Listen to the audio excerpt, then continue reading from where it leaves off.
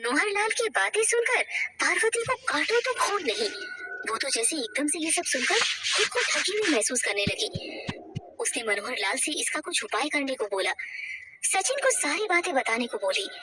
उनकी बात सुनकर मनोहर लाल मना करने लगते हैं। नहीं नहीं भाभी, ऐसी गलती कभी मत करना। हमारे पास कोई सबूत नहीं है। सचिन ठहरा शहर में पढ़ने वाला जवान खून, वो इन सब बातों पर कभी यकीन नहीं करेगा। उल्टा हमें ही गलत समझेगा, क्योंकि उसकी शादी से सबको परेशानी थी। उसे यही लगेगा कि हम इस शादी से खुश नहीं थे, तो छोटी बहू के खिलाफ उल्टी सीधी बात करके अपने मन की भड़ास निकाल रहे हैं, उसे बदनाम कर रहे हैं। हमें बहुत समझदारी से काम लेना होगा, और आप भी आवेश में आकर छोटी बहू से ऐसा कुछ मत बोलना, क्योंकि यदि वो काले जादू के साए में हुई तो फिर आप लोगों को, बच्चों को नुकसान भी पहुंचा सकती है। अभी हमें इन बातों को अपने तक ही रखना होगा। मैंने तो महेश तक को नहीं बताई ये सब बातें। वो भी गुस्से का तेज ठहरा, पता नहीं क्या कर बैठे। आप मुझ पर भरोसा रखो, मैं कुछ न कुछ हल जरूर निकाल लूंगा। राम भाई साहब को मैंने अपने बड़े भाई का दर्जा दिया है, इस घर को इस तरह बर्बाद नहीं होने दूंगा। मनोहर लाल पार्वती को ढांढस बताते हुए बोले। पार्वती तो जैसे ये सब सुनकर अपने में ही नहीं रही थी। बस आपका ही सहारा है भाई साहब। कल लीला बहन भी आई थी, वो भी किसी जानकार का बता रही थी। बोली थी कि उसे लेकर जल्दी घर आएगी। पर आप भी कुछ करो, मेरी तो मती ससुरी काम ही नहीं करे ये सब सुनकर। पार्वती मनोहर लाल से बोली। वो लोग ये सब बातें कर ही रहे थे कि तभी गुलाबो अचानक वहां जाती है। माँ जी, रमा दीदी की तबीयत अब कैसी है? सुना उनको बुखार आ गया। आखिर हुआ क्या था रात में? जेठ जी ने आधी रात को मेरे कमरे का दरवाजा खटखटा के उठाया। रमा भाभी भी डरी हुई थी। गुलाबो अनजान बनते हुए उन लोगों से बोली। मनोहर लाल और पार्वती उसे बड़ी हैरानी से देखते हैं। क्या बोले उससे, कुछ समझ नहीं आता उनको। मैं क्या बताऊं, तू खुद देख ले जाकर। इस घर में रोज अनहोनियां हो रही है, तू भी तो सब जाने हैं। इस घर में तू भी है, तुझे सब पता होना चाहिए क्या घट रहा है क्या नहीं। पार्वती गुलाबों की तरह तिरछी नजर करते हुए बोली। मनोहर लाल पार्वती को चुप रहने का इशारा करते हैं। ठीक है, मैं खुद जाकर देख लेती हूँ। गुलाबो सीधी रमा के कमरे की तरफ बढ़ जाती है। अंदर रमा के पास खुशबू बैठी हुई थी। गुलाबो को देखकर वो पलंग से उठकर एक तरफ खड़ी हो जाती है। रमा की नजर जैसे ही गुलाबो पर पड़ती है, उसके चेहरे पर डर के भाव उभर आते हैं। वो खुशबू का हाथ जमकर पकड़ लेती है। कैसी हो दीदी? रात को क्या देख लिया आपने जो इस तरह बीमार पड़ गई? गुलाबो आंखों में एक अलग ही चमक लिए रमा से पूछती है, पर रमा को जवाब नहीं देती, बस पास में खड़ी खुशबू को देखती रहती है। गुलाबो फिर रमा को देखकर बोलती है। अपना ख्याल रखो दीदी, छोटे छोटे बच्चे हैं आपके, इस तरह आधी रात को उठकर अकेले बाहर घूमना ठीक नहीं। ये सुनसान रातें बहुत डरावनी और खतरनाक होती है, कोई भरोसा नहीं कब क्या हो जाए। इतना कहते ही वो पास में खड़ी खुशबू को गौर से निहारती हुई कमरे से बाहर निकल जाती है।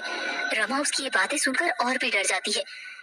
शाम के समय पार्वती और महेश बाहर खटिया पर गुमसुम बैठे रहते हैं। खुशबू रमा के पास अंदर कमरे में रहती है। तभी एक छोटा लड़का वहां आता है। वो उन दोनों से बोलता है। दादी दादी, आपको ना मेरी दादी ने घर पर बुलाया है, उनको कुछ बात करनी है, वो यहाँ नहीं आ सकती, आप ही चलिए।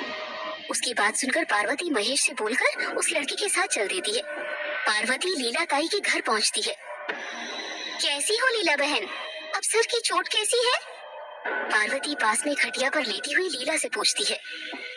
उसे जाने दो, वो चोट तो ठीक हो जाएगी। मैंने तुमको इसीलिए बुलाया है कि मैंने गिरीश को, वो लीला ताई का लड़का, उसको भेजकर वो जानकार तांत्रिक का पता कराया है। गिरीश उनसे मिलकर आया है। वो कल दोपहर को ठीक 3 बजे तुम्हारे घर आएंगे। उन्होंने ये कुछ सामान की लिस्ट दी है, तुम महेश से मंगवा लेना और चुपचाप सारी तैयारी कर लेना। किसी भी तरह उस गुलाबो को पता मत होने देना, ये उन्होंने बहुत सख्त बोला है, इसीलिए मैं वहाँ नहीं आई, तुमको यहाँ बुलाई हूँ। लीला एक कागज पकड़ाते हुए पार्वती से बोली। पार्वती वो कागज लेकर अपने पास रखते हुए बोली। क्या बताऊं लीला बहना, अब तो उस तांत्रिक महाराज को जल्दी बुला ही लो। इतना कहते ही पार्वती ने पिछली रात वाली सारी घटना लीला को बताई। सुनकर वो भी आश्चर्य से दोहरी हो गई। बाप रे, इतना सब हो गया?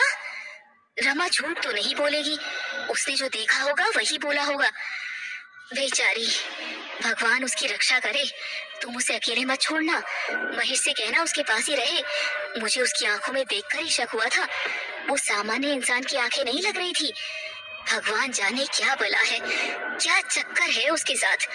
मुझे तो लगता है उस पर जरूर कोई ऊपरी हवा का साया है, उसी में वो ऐसा कर रही है। तुम्हारे घर में तुलसी का सूखना, बना बनाया ताजा खाना एकदम से खराब होकर बदबू मारने लगना, ये सब उसी के लक्षण हैं। पर तुम चिंता मत करो, बस कल तक की बात है। कल वो तांत्रिक महाराज खुद आएंगे तुम्हारे घर, मैं भी साथ ही में रहूंगी। लीला पार्वती के हाथ पर हाथ रखते हुए बोली। पार्वती उससे बाकी की बातें करके वापस घर आ जाती है। वो जैसे घर आती है तो सामने गुलाबो खटिया पर बैठी हुई गोद में बिट्टू को खिलाती रहती है, उससे मस्ती करती रहती है। पार्वती ये सब देखकर बनी मन डर जाती है, पर उसकी हिम्मत नहीं पड़ती कि वो उससे कुछ बोले। गुलाबो की नजर जैसे ही बाहर से आती पार्वती पर पड़ती है, वो पूछ बैठती है, अरे माँ जी, कहाँ चली गई थी आप? मैं कब से आपका इंतजार कर रही हूँ। इस तरह रमा दीदी को अकेला छोड़कर कहीं मत जाया करें, पता नहीं कब क्या हो जाए। उनकी तबीयत ठीक नहीं ना। मैं तो खैर हूँ ही, पर वो ज्यादा आपसे बात करती है। गुलाबो कुटिलता से आंखें घुमाकर पार्वती से बोली, वो बस यही मंदिर तक गई थी। मन कुछ अशांत था, इसीलिए सोची कि भगवान के दर्शन कराऊं। पर खुशबू को छोड़कर गई थी मैं उसके पास, और फिर महेश भी तो था ना यही। पार्वती डरते कांपते हुए लड़खड़ाती जुबान से गुलाबो से बोली, खुशबू,